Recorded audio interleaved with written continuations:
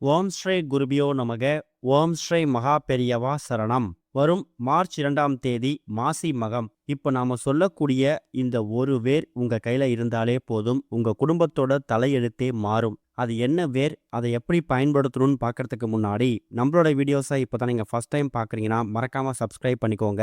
தொடர்ந்து இது மாதிரி அப்டேட் தெரிஞ்சுக்கிறதுக்கு பக்கத்தில் நோட்டிஃபிகேஷன் உள்ள கிளிக் பண்ணி ஆல் அப்படிங்கிற செலக்ட் பண்ணிக்கோங்க.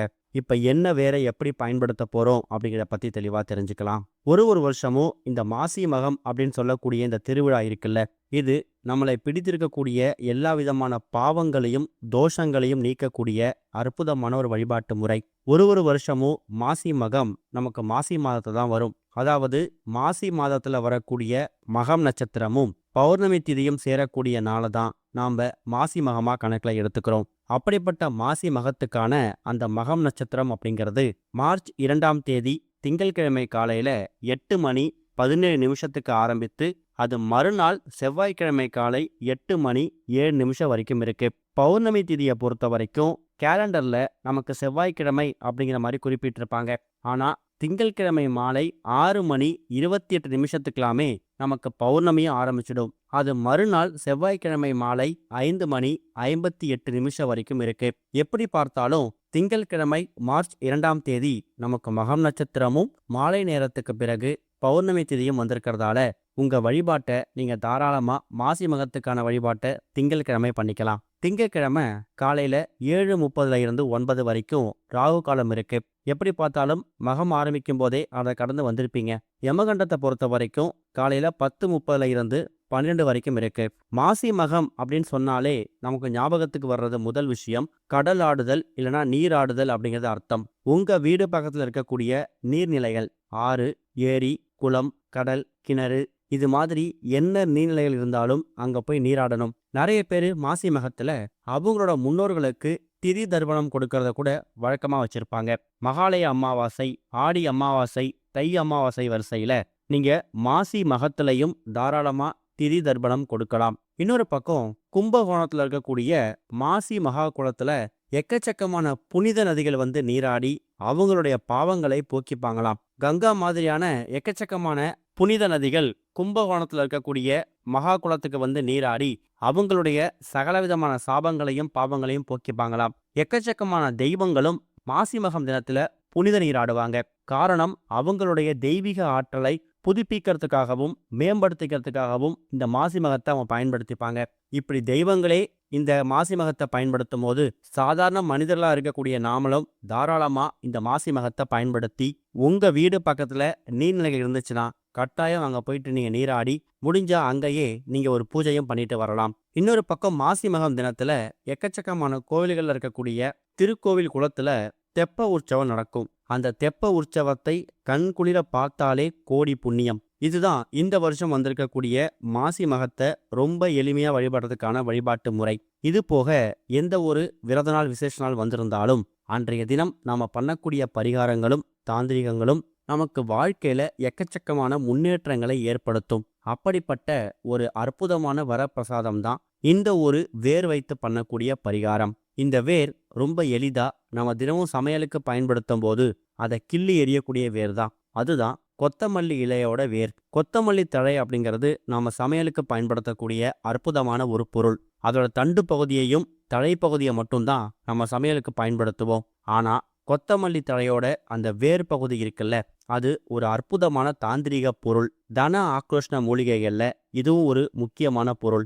அந்த காலத்துல நம்மளுடைய முன்னோர்களும் பெரிய பெரிய ராஜாக்களும் இந்த கொத்தமல்லி தழையோட வேர் பகுதி இருக்குல்ல, அதை எடுத்து கழுவி சுத்தப்படுத்தி பூஜை செய்து அதை வந்து தாயத்து செய்து அவங்களோட கைகள்லையோ இடுப்புலையோ கட்டிப்பாங்களாம். அது மூலயமா அவங்களுடைய நாட்டு மக்களும் அவங்களை சுற்றி இருக்கக்கூடியவங்களும் அவங்களுடைய சொல் பேச்சை கேட்பாங்களாம். அதை விட முக்கியமானது, ராஜயோகத்தை வாரி வழங்கக்கூடிய அபாரமான சக்தி இந்த ஒரு கொத்தமல்லி வேருக்கு இருக்குதாம். கண்டிப்பா கொத்தமல்லி வேர் அப்படிங்கிறது ரொம்ப எளிதா தினமும் கடைகளில் கிடைக்கக்கூடிய ஒரு பொருள் தான். மாசி மகம் தினம் அன்னைக்கு இந்த பரிகாரத்தை நீங்க பண்ண போறீங்கன்னா அதற்கு முந்தைய நாள் ஞாயிற்றுக்கிழமை அதை நீங்க வாங்கி கழுவி சுத்தப்படுத்தி தயார் செய்து வைத்துக்கலாம். மாசி மகம் தினத்துல முடிஞ்சா காலையில 9:15 இருந்து 10:15 இந்த நேரம் ரொம்ப நல்ல நேரம். ஏன்னா 10:12 யமகண்டம் ஆரம்பிச்சிடும். 7:30 9 அப்பதான் ராகு ராகு காலத்தை தாண்டி வந்திருப்பீங்க.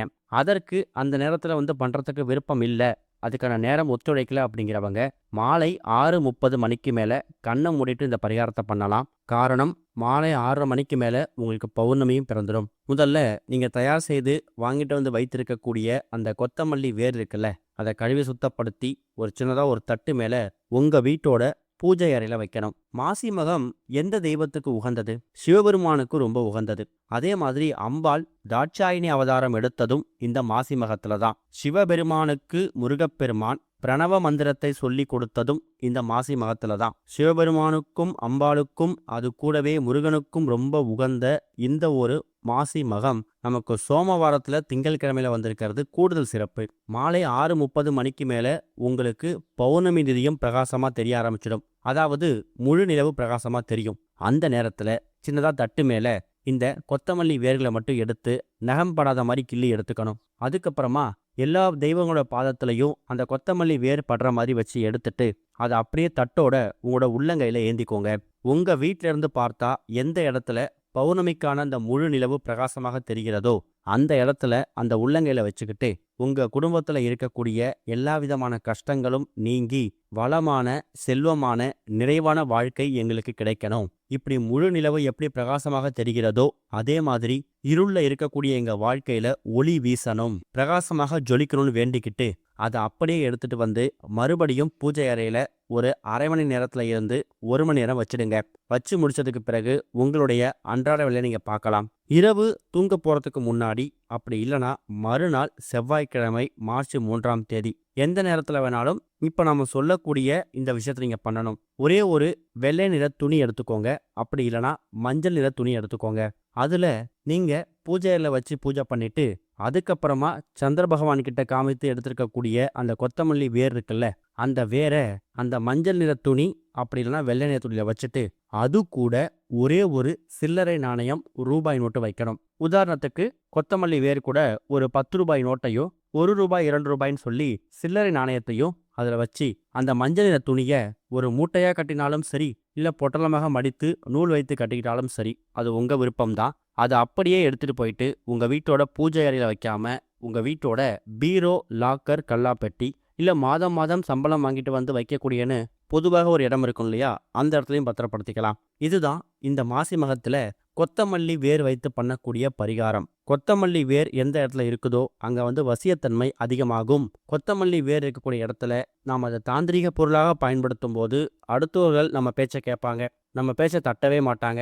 கண்டிப்பா இந்த ஒரு பரிகாரத்தை நீங்க பண்ணி அது கூடவே சில்லறை நாணயங்களையும் ரூபாய் நோட்டுகளையும் வைக்கும்போது அதுக்கான பலன் நிச்சயம் கிடைக்கும். வீட்டில் இதுவரை இருந்துட்டு இருந்த எல்லா விதமான பொருளாதார பிரச்சனைகளுக்கும் முடிவு தெரியும். கூடவே பிரச்சனைகள் நீங்கி பண வரவை அதிகப்படுத்தும். உங்க வீட்டுக்குள்ள பணம் வருவதற்கான தடை அது ஏதாவது இருந்துச்சுன்னா அதை முறியடிக்கப்படும். இதுதான் இந்த பரிகாரத்தை பண்ணுவதற்கான முக்கியமான நோக்கம். நம்ம முன்னோர்கள் பயன்படுத்தின தாந்திரிக முறையாக பயன்படுத்தின இந்த கொத்தமல்லி வேரை மாசி மகம் தினத்துல நாம சிவபெருமான், அம்பாள் கூடவே முருகப்பெருமானை வேண்டிக்கிட்டு பண்ணும்போது நிச்சயம் முன்னேற்றம் ஏற்படும். ஓம் ஸ்ரீ குருபியோ நமக. ஓம் ஸ்ரீ மகா பெரியவா சரணம்.